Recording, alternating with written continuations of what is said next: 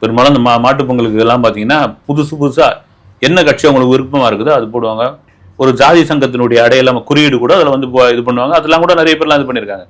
இப்போ நீங்கள் கட்டுமரம் வச்சுக்கிறவங்களுக்கு வந்து அது அவங்கவுங்க விருப்பம். வந்து சில பேர் கடவுள் படத்தை போட்டு வச்சுப்பாங்க. வந்து சில பேர் வந்து அல்லாஹ் கிறிஸ்துவ படங்களை வந்து போட்டுப்பாங்க, இயேசு படங்களை வந்து.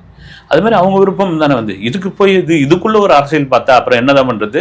இதெல்லாம் விஜய்க்கு மைலேஜா மாறுங்க. ஏற்கனவே அவர் மீனவர் மத்தியில் ஒரு செல்வாக்கு இருக்குது. அவரே பார்த்தீங்கன்னா அந்த மீனவ கிராமங்கள் ஓரமாக வந்து வி சென்டிமெண்ட்ல வேதாரண்யத்திலோ அது வேற எங்கேயும் நிற்க போகிறத வேளாங்கண்ணிலையோ இப்படி பேசிகிட்டு இருக்காங்க. வந்து ஏன் வந்து இதுலேயே நம்ம வேலாயுதம் படப்பிடிப்பு முடிச்சுட்டு வந்து நாகப்பட்டினத்தில் தானே அவ்வளோ பெரிய கூட்டத்தை கூட்டி நடிகராக இருக்கும்போது அங்கே வந்து இது பண்ணார்.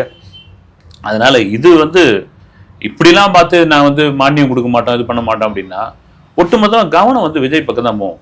சரி, நாங்கள் கொடியெல்லாம் இது பண்ணிடுறோங்க, உங்களுக்கு ஏற்ற கொடி நாங்கள் வரைஞ்சிக்கிற மானியம் கொடுங்கன்னு சொல்லிட்டு உள்ளுக்குள்ள மனசில் வச்சு இந்த ஓட்டு போட்டாங்கன்னா என்ன பண்ணுவீங்க நீங்கள்?